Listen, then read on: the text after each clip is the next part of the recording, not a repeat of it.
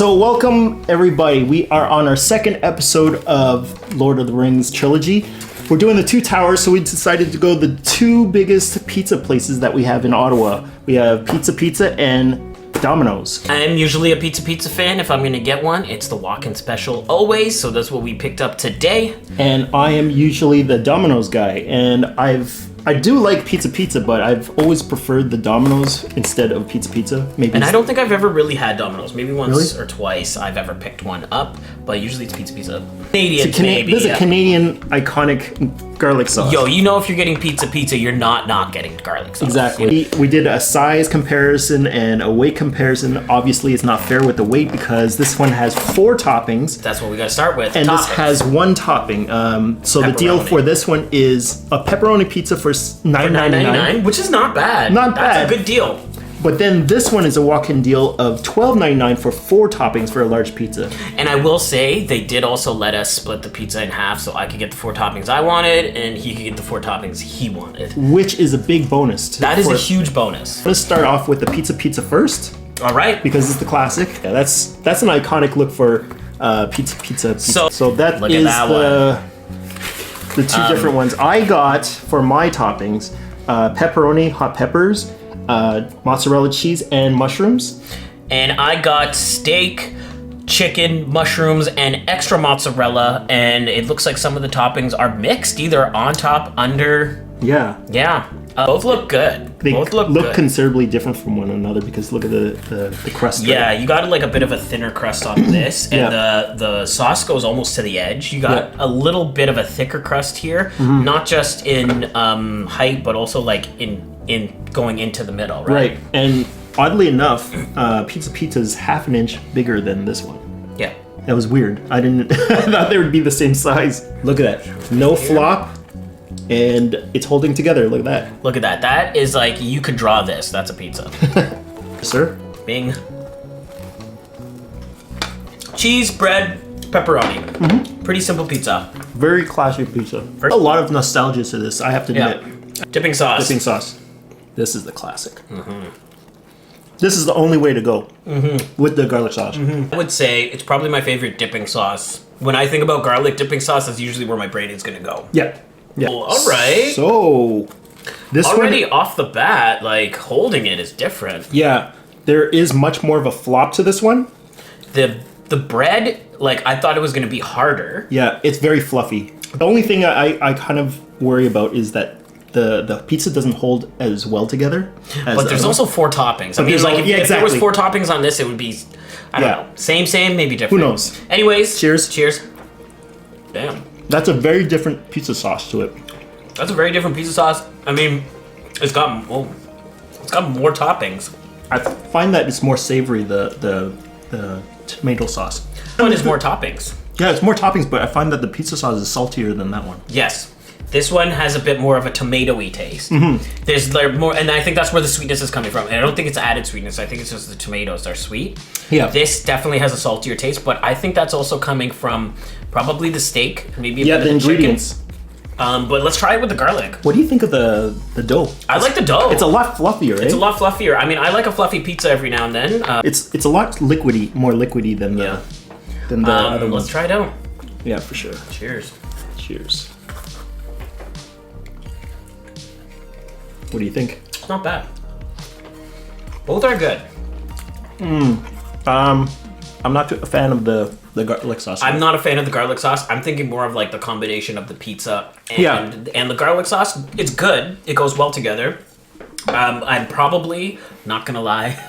While we're watching this movie, gonna be dipping the Domino's pizza in the pizza. I am as well. I wholeheartedly agree with the fact that the pizza has better garlic sauce. Yeah. But I kind of still do like the Domino's pizza better, like as an overall pizza, better than the pizza. Yeah. Sorry to say, but this garlic sauce does taste like a salad dressing. It sucks. Yes. It sucks. The dough really makes Domino's a little better for me. Yeah, I'm going to agree. As an overall, just the pizza. Yeah. Boom. This one, just the pizza. Damn it, I can't believe I'm saying that because I didn't think I liked Domino's. Maybe I just didn't like their pepperoni pizza. That is a great deal. $12.99 for a large pizza with four toppings. And you can choose your own toppings and split it. I mean, I don't know if all the Domino's do this. Maybe it's just this guy, but sick. Try and find their pizza's garlic sauce when you're getting this stuff. Somebody opened up a split pizza at Domino's. That's right. It's almost a custom for us to have like a dipping sauce. Garlic dipping sauce. Garlic dipping sauce. There's also pizza. a pizza joint in Ottawa that has gravy. So like, we get get wild with our sauce. Yeah. Some people don't do it. Just give it a try. I know it sounds really weird for some people. What? Because they're not from here, right? So like. Oh, gotcha. Some people don't like sauce. Some people have never had this type of sauce with their pizza, and it's a vibe. And some people kind of believe it's blasphemy to put like dipping sauce on a pizza. Get out of here! I'll eat how I want on our pizza. Well, I think that does it for this, and we're gonna check out the Lord of the Rings right after this. All right, we are back, and we have just finished watching the extended edition of Two Towers. And you know what? There is a lot of stuff that they added to this one that I don't. Well, it's mind you, I haven't seen the original for quite some time. It's been a few years for me too. It's so almost like the Fellowship, where they just add on top of certain character development. Yeah, I read the books. It looks like they had already had that in place, where they just had all the other subplots and stories fleshed out, character development, little pieces like this that I thought were unique. We're just beefed up. Yeah, when the scenes came up, I was like, whoa! They're doing it! They're doing it! I'm they like, did oh my exactly God, what they're you actually said. doing it! Yeah, so it's super cool. And I think that there's just extra little bits added there.